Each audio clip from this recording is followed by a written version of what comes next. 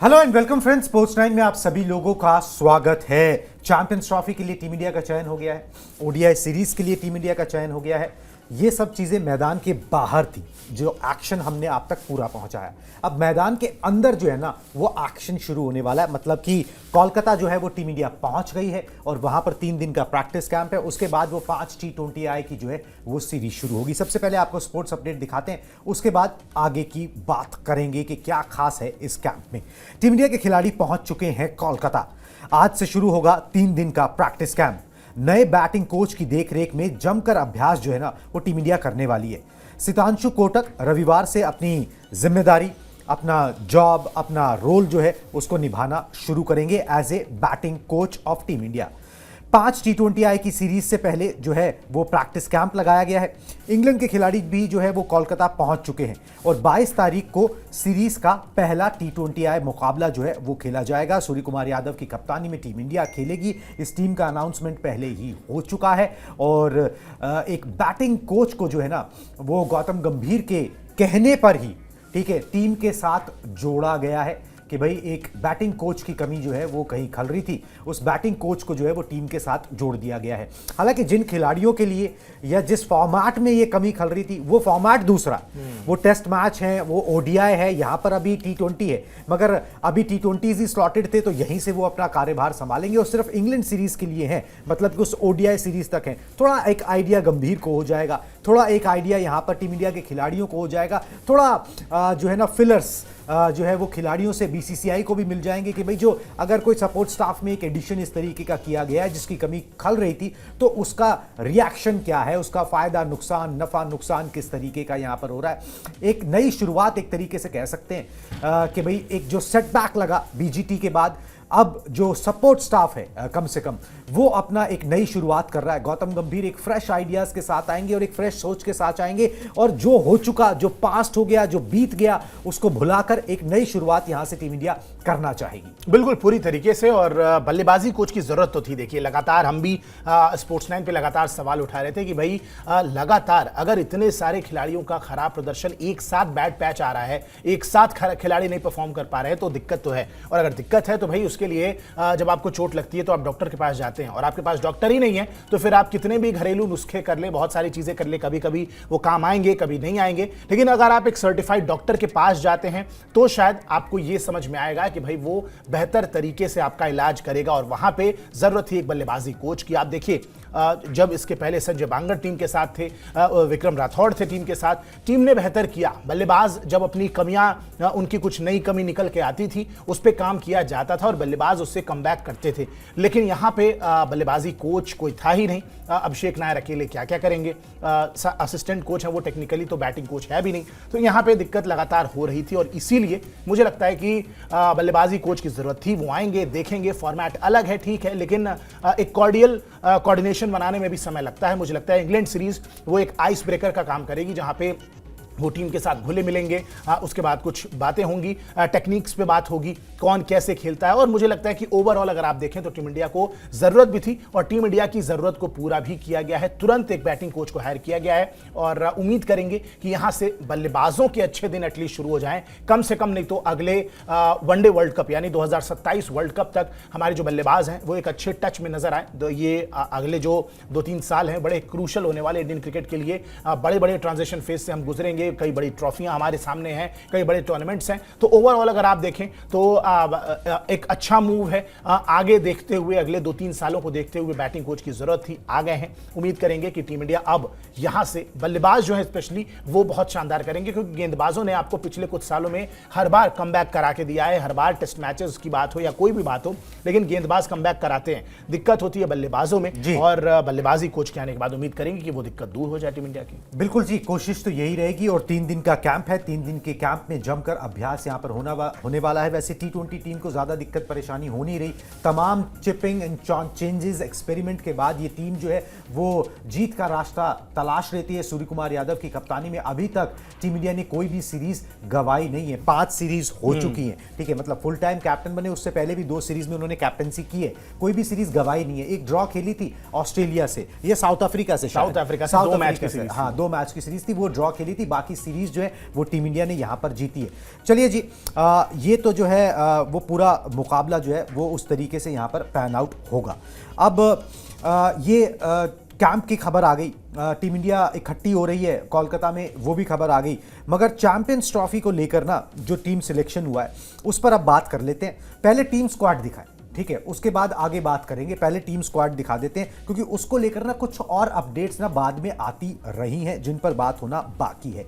ये टीम का स्क्वाड है, 15 लोगों का स्क्वाड जो है वो चुना गया है टीम इंडिया का। सारे नाम आपके यहाँ पर सामने हैं और रोहित शर्मा कैप्टन है और बड़ी बात यह कि शुभमन गिल को उप कप्तान जो है यहाँ पर बनाया गया है। टीम कॉम्बिनेशंस आप देख ही सकते हैं, सब लोगों को अकोमोडेट नहीं किया जा सकता था, मगर जो बेस्ट टीम बनाई जा सकती थी, जिन पर कप्तान का भरोसा, जिन पर सेलेक्टर्स का भरोसा, जो सब लोग जिस पर एक पेज पर हो, वो टीम जो है वो बनाई गई है और काफ़ी माथापच्ची हुई है। इसकी इतनी आसानी से ये टीम बनी नहीं है। मतलब कि शनिवार को भी 12:30 बजे प्रेस कॉन्फ्रेंस स्लॉटेड थी, उसके पहले भी एक दिन मतलब फ्राइडे को भी मीटिंग हुई थी, फिर सैटरडे को दोबारा एक लंबी मीटिंग चली, फिर जाके दोपहर को कहीं वो 15 नाम सामने आए जिन पर जो है सब लोग एक मत हो पाए हैं। चलिए जी, अब स्पोर्ट्स अपडेट 2 दिखा दीजिए, ठीक है, फटाफट से, क्योंकि यहां पर जो है ना पेज फंस रहा है। जो ये टीम चुनी गई 15 लोगों की, यही सेम टीम जो है ना वो इंग्लैंड के खिलाफ भी है। चेंज सिर्फ एक है कि भाई जसप्रीत बुमराह जो है ना वो इंग्लैंड के खिलाफ 3 वनडे मैचेस में नहीं है। क्यों नहीं है? क्योंकि उनकी पीठ में सूजन थी और बीसीसीआई ने 5 हफ्ते का आराम दिया है। डेडलाइन एक तरीके से 10 फरवरी को जो है ना वो खत्म हो रही है और 12 फरवरी को जो है ना इंग्लैंड के खिलाफ वो जो सीरीज का तीसरा मैच है वो जो है वो खेला जाएगा, ODI match.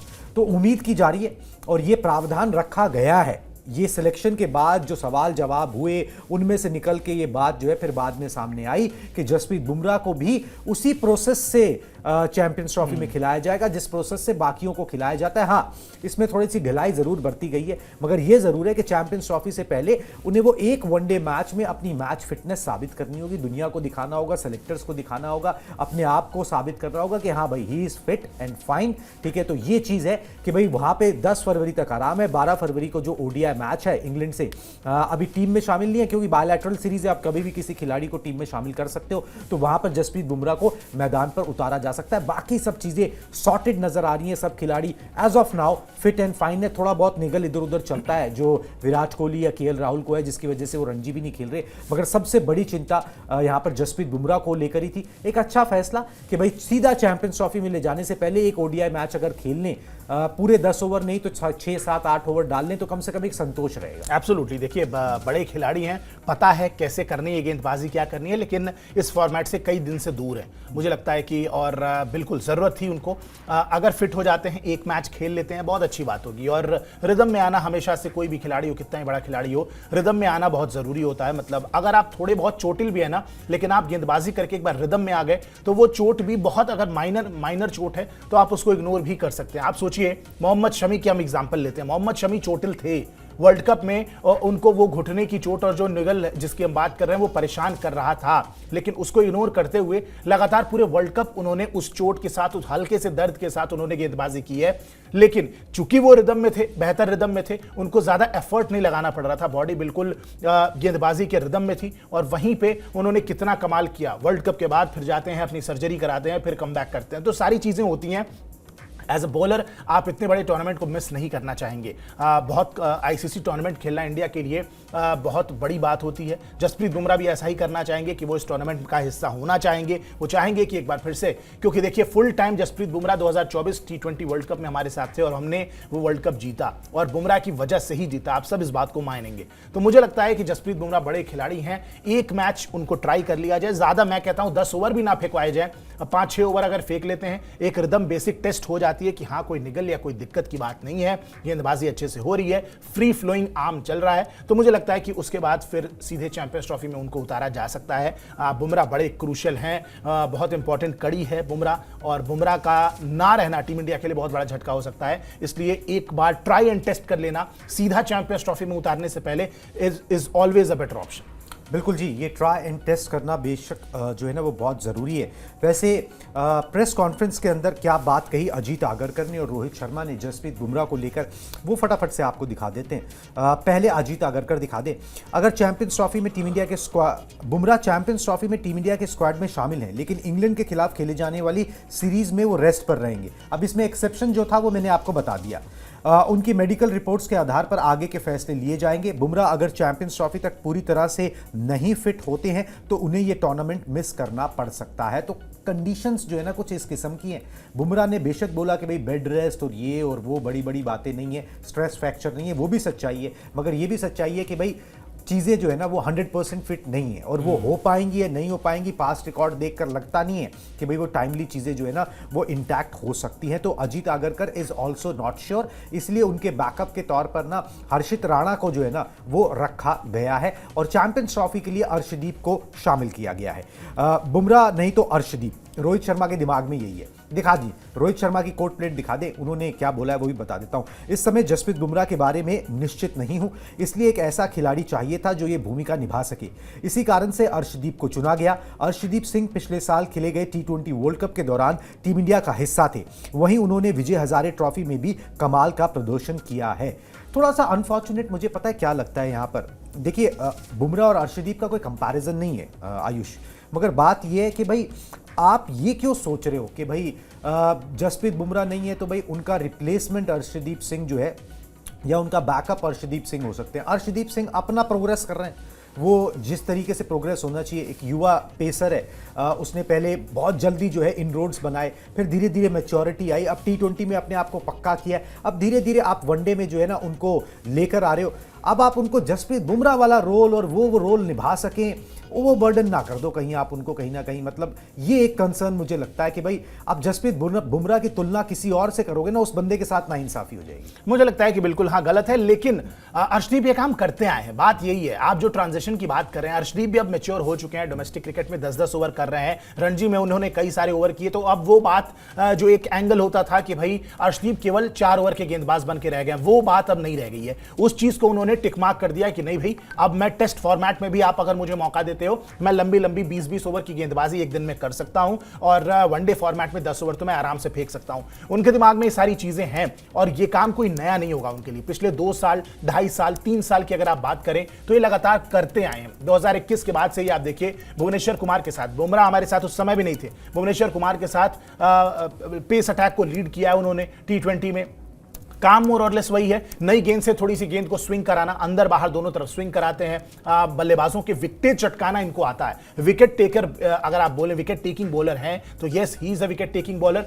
T20 world cup में सबसे ज्यादा विकेट लिया अभी जो हमने जीता 2024 में, उसके बाद हाईएस्ट विकेट टेकर बन चुके हैं ऑलमोस्ट टीम इंडिया के लिए, if I am not wrong, T20 format में यूजी चहल को पीछे करके। तो कहीं ना कहीं विकेट टेकर हैं, डेथ में अच्छी गेंदबाजी करते हैं। वर्ल्ड कप में अगर बुमराह ने 2 ओवर वो क्रूशल डाले और वर्ल्ड कप हमें जिताया, T20 वर्ल्ड कप के फाइनल की अगर बात करें तो अर्शदीप का भी उसमें बड़ा इंपॉर्टेंट रोल था। उन्होंने भी मात्र 2 रन दिए थे अपने पेनल्टीमेट ओवर में। तो कहीं ना कहीं कमाल के गेंदबाज हैं। डेथ ओवर की गेंदबाजी एक आर्ट है and not everyone is an artist, लेकिन अर्शदीप सिंह हैं। अर्शदीप को डेथ ओवर की गेंदबाजी आती है, यॉर्कर्स का सही इस्तेमाल करना, कटर, स्लोअर, सारे वेरिएशंस उनके पास हैं। नई गेंद से उनके पास कला है गेंद को दोनों तरफ स्विंग कराने की। तो मुझे लगता है पूरा पैकेज है। और सबसे इंपॉर्टेंट एक इंपॉर्टेंट एस्पेक्ट लेके आते हैं टीम इंडिया में, वो है लेफ्ट आर्म पेसर का। लेफ्ट आर्म पेसर है, एक वेरिएशन लेके आते हैं। आज दुनिया की हर टीमों के पास लेफ्ट आर्म पेसर है, हमारे पास भी है और पेस भी उनकी डिसेंट है, 135 आराम से क्लॉक इन कर जाते हैं। तो मुझे लगता है कि एक अच्छा ऑप्शन है, बहुत बेहतरीन खिलाड़ी को चुना गया है, सही ऑप्शन चुना गया है। और बैकअप के तौर पर हाँ, ये बात से आपके सहमत हूं कि बहुत ज्यादा ओवरबर्डन आप बुमराह के नाम पे ना कर दो, लेकिन ये काम वो करते आए हैं। अगर बहुत ज्यादा सोचे नहीं, बुमराह की जिम्मेदारी या बुमराह के नाम पे बहुत ज्यादा ना जाए, तो मुझे लगता है ये काम वो आसानी से कर लेंगे। एक आधा मैच रिदम में आने में लगेगा, लेकिन ये काम वो T20 फॉर्मेट में करते आए हैं। बस अब बारी है उसको थोड़े से लंबे यानी 50 ओवर फॉर्मेट में उस चीज को, उस टेम्पलेट को आगे लेके जाने की। बिल्कुल जी, अब भरोसा जताया गया और देखिए आपको ना ऐसे ही चांसेस मिलते हैं। एग्जैक्टली, ठीक है, जब कोई बड़ा खिलाड़ी नहीं है तो आपको मौका मिल जाता है, आपको वो बड़े शूज फिल इन करने ही पड़ते हैं। ठीक है, अब अगर जसप्रीत बुमराह नहीं है, आपने अच्छा प्रदर्शन कर दिया, Jasprit Bumrah let's say semifinal final में आ जाते हैं, अगर आपने अच्छा प्रदर्शन किया होगा तो आप बाहर नहीं जाओगे। Exactly. आप जसप्रीत बुमराह के साथ पेयर करोगे, ठीक है। तो ये चीजें जो है ना आपको मुसीबतों से ही गुजर के जो है ना वो सफलताएं बिल्कुल, मिलती हैं। बिल्कुल। ये इसी तरीके से होता है। चलिए जी एक बार ना शेड्यूल दिखा देते हैं टीम इंडिया का चैंपियंस ट्रॉफी में। जो 3 मैचेस हैं, जो लीग स्टेज के मैचेस हैं, जहां पे जसप्रीत बुमराह अवेलेबल नहीं होंगे, जहां पे अर्शदीप सिंह को पिच इन करना पड़ सकता है, वो कार्यभार संभालना पड़ सकता है। बांग्लादेश वर्सेस इंडिया, ये इंडिया का पहला मुकाबला है चैंपियंस ट्रॉफी में 20 फरवरी को। वैसे चैंपियंस ट्रॉफी 19 फरवरी को शुरू हो जाएगी। पाकिस्तान वर्सेस इंडिया, ये एक बड़ा मुकाबला है। इस मुकाबले में आपको ना जसप्रीत बुमराह की कमी खल सकती है और टीम इंडिया उम्मीद करेगी कि उससे पहले चीजें ठीक हो जाए। 90% भी जसप्रीत बुमराह हो तो यहां पर काम बन जाएगा। 2 मार्च को न्यूजीलैंड वर्सेस इंडिया है, दुबई में सारे मैचेस हैं और अगर आगे टीम इंडिया सेमीफाइनल और फाइनल में पहुंचती है तो भी उसको मैच जो है वो दुबई में ही अपने सारे खेलने पड़ेंगे। इस तरीके का पूरा प्लान, पूरा शेड्यूल जो है वो चैंपियंस ट्रॉफी का बनाया गया है। चलिए जी, कुछ नाराजगी जो है ना वो इस बात को लेकर है कि भाई कुछ लोगों को नहीं चुना गया। पहले तो दिखा दें वो 4 नाम कौन से हैं, और सब डिजर्विंग है। ऐसा कोई नहीं है कि भाई ये नॉन डिजर्विंग कैंडिडेट्स हैं, बट ये है कि भाई 15 ही चुने जा सकते हैं। तो इसमें किया ही क्या जा सकता है। संजू सैमसन है, अच्छा किया है, कुछ भी खराब नहीं किया उन्होंने, ठीक है। मोहम्मद सिराज, भाई खुद कोच साहब ने इनकी तारीफ कर दी, गौतम गंभीर ने बीजीटी में, कि भाई इतनी ही रन इन एवरी बॉल, ठीक है, बड़ी मेहनत करी ये वो। करुण नायर लगातार रन बना रहे, विजय हजारे में रन बनाए, सचिन तेंदुलकर ने तारीफ कर दी।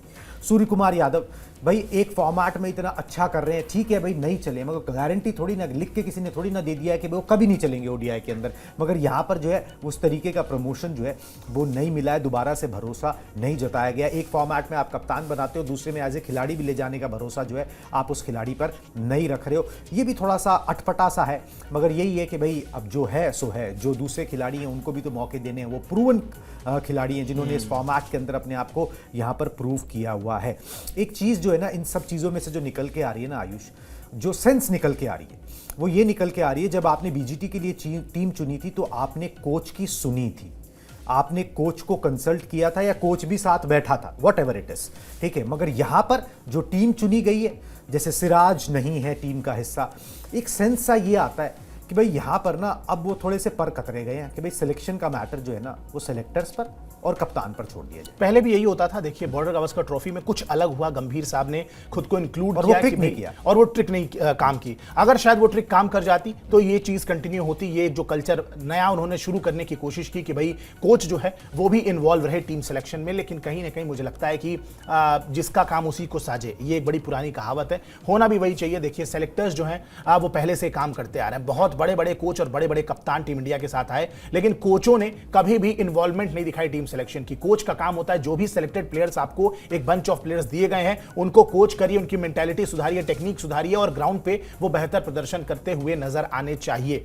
तो कहीं ना कहीं कोच साहब का इन्वॉल्वमेंट बीजीटी में था उन्होंने, और नो डाउट हमने बहुत सारे ऐसे सिलेक्शंस देखे जो उनकी पसंद पे किए गए, यानी कि Nitish Kumar Reddy out of the blue आ गए, कोई डोमेस्टिक का ज्यादा एक्सपीरियंस नहीं, एकदम से आए।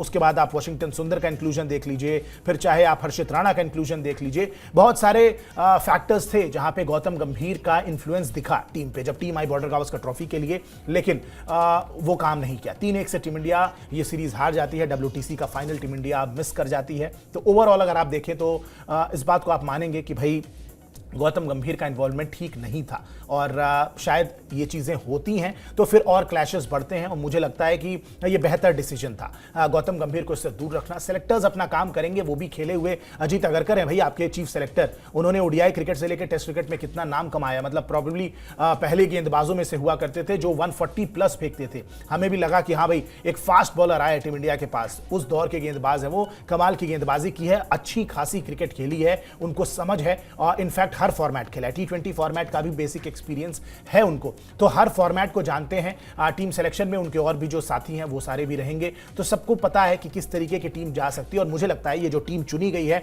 बहुत सोच समझ के चुनी गई है। कुछ खिलाड़ी हैं जिन पे लगातार ये आरोप लग रहे हैं कि भाई इनको भी अंदर डाला जा सकता था, लेकिन अगरकर साहब ने बोला कि भाई देखिए आप सबको फिट इन नहीं कर सकते, बहुत स्ट्रांग टीम है, स्ट्रांग प्लेयर्स हैं, इन 15 में जगह बनाना अपने आप में एक बहुत बड़ी बात है। और सिराज की बिल्कुल बात सही है, सिराज को लेकर आपत्ति उठ रही है। सिराज सिराज ने अच्छा किया है, लेकिन उन्होंने बताया भी कि पुरानी गेंद से थोड़ा सा उनकी जो लय है, रिदम है, वो थोड़ी सी कम हुई है। और अर्शदीप एक नया वेरिएशन लेके आते हैं, इसमें कोई दिक्कत की बात नहीं है। सिराज लगातार बहुत सालों से, पिछले 2 सालों में बहुत गेंदबाजी भी की है, एक बेसिक रेस्ट भी मिल जाएगा, और मुझे लगता है कि ठीक डिसीजन था। आप मैक्सिमम वैरायटी के साथ, वेरिएशन के साथ जाना चाहते हैं बड़े टूर्नामेंट्स में, और वहां पे आप देखेंगे कि भाई सिराज वो काम नहीं करते शायद जो अर्शदीप आपको करके देंगे। तो कहीं ना कहीं ओवरऑल अगर आप देखें तो गंभीर साहब का इन्वॉल्वमेंट ना रहा तो आप इस टीम में बहुत सारे चेंजेस देख रहे हैं। और मैं 100% दावे के साथ कह सकता हूं कि अगर गंभीर साहब इस सिलेक्शन में इन्वॉल्व होते तो आपको कुछ और ड्रास्टिक चेंज मिल सकते थे। कुछ खिलाड़ी हैं, और देखिए फेवरेट्स सबके होते हैं, हर कोच के, हर इंसान के कुछ ना कुछ, कोई ना कोई फेवरेट खिलाड़ी होते हैं। अगर शायद वो होते तो आपको बहुत सारे भाई सूर्य कुमार यादव का इंक्लूजन देखते, संजू सैमसन को आप टीम में देख सकते थे, क्योंकि वही उन्होंने उनसे ओपन करवाया। हो सकता है हर्षित राणा को आप आउट ऑफ द ब्लू देख लेते कि भाई अर्शदीप की जगह हर्षित राणा टीम में इंक्लूड हो जाते। तो ये कुछ सारी चीजें हैं जो आप देखें, मतलब देखिए नतीजे नहीं आएंगे ना तो उसकी गाज जो है ना, उसकी फिर हर एक को तकलीफ होती है। एब्सोल्युटली, ठीक है, फिर वो तकलीफ सिर्फ कोच को नहीं, कप्तान को नहीं, खिलाड़ियों को नहीं, तकलीफ सबको होती है। और यहाँ पर जो है अब फिर बीसीसीआई ने मैटर्स जो है थोड़े से अपने हाथ में लिए हैं कि भाई नहीं अब और बेहतर है कि भाई थोड़ा एक बैलेंस जो है ना वो बना रहे। किसी एक बंदे की ज्यादा चले या ज्यादा सुनी जाए ना, फिर चीजें जो है ना वो खराब होने लगती हैं। चलिए जी आगे बढ़ते हैं। एक बात आपको बता देते हैं कि भाई जो बीसीसीआई ने अभी गाइडलाइंस जारी की, जिसके बारे में आपको पता है कि भाई परिवार साथ नहीं जाएगा, और 14 बड़ा दौरा है तो 14 दिन ही रहेगा साथ में, छोटा दौरा है तो 7 दिन रहेगा, प्लस आप कितना सामान ले जा सकते हो, कितना किलो ले जा सकते हो, अब वो सारी चीज़ें मोटी मोटी 10 गाइडलाइंस थी, इंक्लूडिंग कि भाई आपको घरेलू क्रिकेट खेलना होगा। अब इन सब मसलों पे जो है ना टीम इंडिया के खिलाड़ी खुश नहीं है। ये खुलासा खुद रोहित शर्मा ने कर दिया, और ये ना मतलब एक तरीके से सीक्रेटली हो गया, क्योंकि वो प्रेस कॉन्फ्रेंस करने आए, उनको माइक हॉट था, ऑन था, ये उन्हें पता होता है वैसे तो कि भाई हमारे आने से पहले माइक टेस्ट हो जाता है, मगर उनके दिमाग में शायद नहीं रहा। वो अजीत आगरकर को कुछ बोल रहे थे, माइक ने वो कैच कर लिया। क्या उन्होंने बोला एग्जैक्टली मैं आपको बता देता हूँ, पता लग जाएगा आपको कि भाई क्या किस दबाव में जो है ना कप्तान साहब है। मेरे को तो अभी 1-1.5 घंटे बैठना पड़ेगा वापस, अभी इसके बाद मतलब प्रेस कॉन्फ्रेंस के बाद सेक्रेटरी के साथ बैठना पड़ेगा डिस्कस करने के लिए फैमिली का ये सब चीज़। अब सब लोग मेरे को बोल रहे हैं, ठीक है, मतलब कि जो सारे खिलाड़ी हैं वो मुझको बोल रहे हैं। किसको बोल रहे हैं भाई? कप्तान को ही बोलेंगे। इस मामले में कहीं आपका इंक्लूजन तो नहीं है। अब रोहित यही समझाना चाह रहे हैं कि भाई ठीक है चलो आप आपका अगर आप सब लोगों को परेशानी है इंक्लूडिंग मी, ठीक है, तो फिर मैं बात करता हूं, ठीक है भाई, कि आपने ये सब गाइडलाइंस बना दी हैं। उनका अपना टेक है कि भाई देखिए ऐसा है कि कोई भी भागना नहीं चाहता, कोई भी चीजें को ना टेकन फॉर ग्रांटेड किसी बताया उन्होंने, देखिए उन्होंने बोला किसी ने टेकन फॉर ग्रांटेड नहीं लिया है, मगर आप ये उम्मीद करो कि कम से कम जो खिलाड़ी तीनों फॉर्मेट खेल रहा है वो घरेलू क्रिकेट भी खेले, टू मच हो जाएगा। एग्जैक्टली, और हो जाएगा। सच्चाई यही है, क्रिकेट बहुत ज्यादा हो रही है, इस बात को आप मानिए। इंजरीज ज्यादा बढ़ गई हैं पहले के जमाने से, इसीलिए क्योंकि क्रिकेट ज्यादा हो रही है। ऐसा नहीं है खिलाड़ी फिटनेस नहीं कर रहे हैं, अब तो खिलाड़ी पहले के जमाने में से ज्यादा फिटनेस भी कर रहे हैं। सवाल यही है कि उन्होंने ये भी बताया कि भाई सितंबर अक्टूबर के आसपास जो हमारा डोमेस्टिक सीजन है वो शुरू होता है और खत्म होता है जाके अप्रैल के आसपास, और उसके बाद फिर आईपीएल होता है, यानी कि आप पूरा मई ले लीजिए। अब इतनी ज्यादा क्रिकेट आप लगातार खेलेंगे, डोमेस्टिक सीजन जो अलाइन होता है उसी अकॉर्डिंग टीम इंडिया का भी प्लान लगभग होता है, उसी टेन्योर में, उसी टाइम लिमिट में टीम इंडिया भी सबसे ज्यादा क्रिकेट खेल रही होती है। तो जाहिर सी बात है खिलाड़ियों को बड़े इंटरनेशनल टूर से जब मौका मिलेगा तो थोड़ा रेस्ट करेंगे, फैमिली के साथ समय बिताएंगे। At the end of the day they are also human, तो आप ये बाउंड है कि आप रेस्ट ले, बॉडी को रिकवर करने का मौका दें। अगर आप दोबारा वापस से घरेलू क्रिकेट खेलने चले जाते हैं तो वो ये दिक्कत की बात है। खासकर वो खिलाड़ी जो तीनों फॉर्मेट खेलते हैं उनको थोड़ा सा लेजर लिबर्टी देनी चाहिए। अगर बहुत बड़ी दिक्कत आई है, जैसे इस समय टीम इंडिया के बड़े सीनियर बल्लेबाजों का फॉर्म नहीं चल रहा है, तो वो प्रैक्टिस सेशन के लिए जा सकते हैं, एक आधा मैच रणजी के खेल सकते हैं, डोमेस्टिक के जो भी हैं, लेकिन आप उनको बाउंड नहीं कर सकते जबरदस्ती। ये बात ठीक नहीं होगी कि आपको खेलना ही खेलना पड़ेगा अगर आप इंटरनेशनल टूर्स पे नहीं है। हाँ, ये बातें उन खिलाड़ियों पे ज्यादा लागू होनी चाहिए जैसे सूर्य कुमार यादव हैं, श्रेयस अय्यर हैं, जो व्हाइट बॉल क्रिकेट का तो हिस्सा हैं, रेड बॉल क्रिकेट में इन आउट चलते रहते हैं। तो वहां पे ये खिलाड़ी थोड़ा डोमेस्टिक में बेहतर प्रदर्शन करेंगे तो नजरों में ज्यादा आएंगे, आप उनको फिर सिलेक्शन के क्राइटेरिया में उनको इन्वॉल्व कर सकते हैं, और अगर बेहतर करते हैं तो उनको सिलेक्ट कर सकते हैं। इस तरीके के खिलाड़ी जो टीम से बाहर चल रहे हैं, फॉर्म में वापसी के लिए, कमबैक के लिए लड़ रहे हैं, चहल फॉर एग्जाम्पल, यूजी चहल, उनको डोमेस्टिक क्रिकेट लगातार खेलनी चाहिए सो दैट अच्छा प्रदर्शन करें तो टीम में वापसी कैपेसिटी उनकी हो, लेकिन जो खिलाड़ी तीनों फॉर्मेट खेल रहे हैं उनको खिलाना, डोमेस्टिक क्रिकेट भी चोटिल भी हो सकते हैं, एग्जॉस्टेड भी हो सकते हैं, हेक्टिक हो जाएगा शेड्यूल। मुझे लगता है ये कोई बेहतर डिसीजन नहीं होगा। बिल्कुल जी, अपनी बात जो है रोहित शर्मा ने रखी होगी, मगर उस बात का क्या निकल के आया, अगर कुछ निकल कर आता है, क्योंकि बीसीसीआई अब एक फैसला तो ले चुकी है, अब एकदम से यू टर्न लेना भी पॉसिबल नहीं है। कुछ एक्सेप्शंस अगर क्रिएट किए जाते हैं या अंदर खाने कोई बात होती है, हमें पता लगती है, तो हम आप तक ज़रूर पहुंचाएंगे। आप हमारे साथ जुड़े इसके लिए बहुत बहुत शुक्रिया। Thank you for watching this programme.